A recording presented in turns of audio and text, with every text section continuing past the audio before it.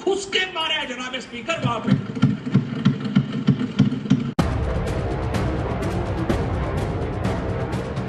पुलवामा में जो हमारी कामयाबी है वो इमरान खान की क़यादत में इस कौम की कामयाबी है। अब देश से इन लोगों को माफी मांगनी चाहिए।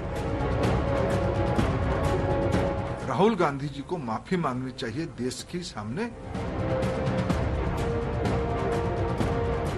नाटो फोर्सेस को पाकिस्तान के आतंकवादी अड्डों पर, ठिकानों पर ताबड़तोड़ हमले करने चाहिए। पाकिस्तान की नेशनल असेंबली में इमरान खान के मंत्री फवाद चौधरी ने पुलवामा हमले की जिम्मेदारी ली और इधर निशाने पर आ गए राहुल गांधी समेत विपक्ष के वो नेता जो मोदी सरकार पर सवाल उठा रहे थे।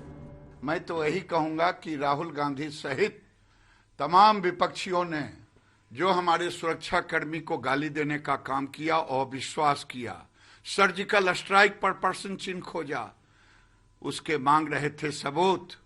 आज पाकिस्तान के नेता असेंबली में दे रहे हैं उसके सबूत। अब देश से इन लोगों को माफी मांगनी चाहिए। आइए आपको दिखाते हैं पुलवामा हमले के बाद विपक्षी नेताओं के कुछ ट्वीट, जिसकी वजह से अब वो बीजेपी के निशाने पर हैं। राहुल गांधी का ये ट्वीट देखिए। आज जब हम पुलवामा हमले में शहीद हुए सीआरपीएफ के 40 जवानों को याद कर रहे हैं, तब हमें पूछना चाहिए इस हमले से सबसे ज्यादा फायदा किसे मिला?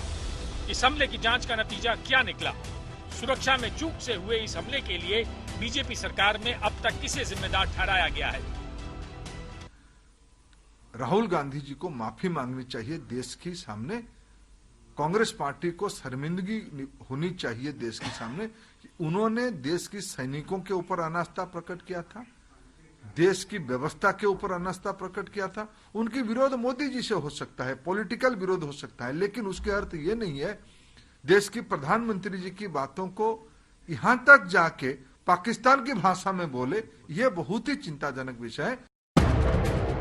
देश में चुनाव से पहले 14 फरवरी 2019 को पुलवामा के लेथपुरा में सीआरपीएफ के काफिले को निशाना बनाया गया था। फिदायीन हमलावर ने बारूद से भरी वैन से सीआरपीएफ के काफिले को टक्कर मार दी थी। इस हमले में सीआरपीएफ के 40 जवान शहीद हो गए थे। हमले की जिम्मेदारी पाकिस्तान के आतंकी संगठन जैश ए मोहम्मद ने ली थी। हमलावर आदिल अहमद डार पुलवामा का रहने वाला था और जैश ए मोहम्मद का आतंकी था। स्वीकार कर लिया है तो पाकिस्तान को तुरंत आतंकवादी देश घोषित करके, जैसे नाटो फोर्सेस ने अफगानिस्तान में अल-कायदा और तालिबान पर हमले किए थे, उसी प्रकार नाटो फोर्सेस को और भारत के साथ मिलकर आतंकवादियों के ट्रेनिंग सेंटर्स जो पाकिस्तान के कब्जे में हैं, कब्जे वाले जम्मू कश्मीर में हैं या अन्य भागों में हैं, नाटो फोर्सेस को पाकिस्तान के आतंकवादी अड्डों पर, ठिकानों पर ताबड़तोड़ हमले करने चाहिए। मुंबई पर 26/11 का आतंकी हमला हो या पुलवामा, इसमें पाकिस्तानी हाथ को लेकर भारत सबूतों पर सबूत देता रहा है, लेकिन अंतर्राष्ट्रीय स्तर पर पाकिस्तान पर कभी कोई ठोस कार्रवाई नहीं हुई। पुलवामा में जो हमारी कामयाबी है, लेकिन फवाद चौधरी के बयान ने अब यूएन के सामने कार्रवाई का ठोस आधार मुहैया करा दिया है। आज तक ब्यूरो।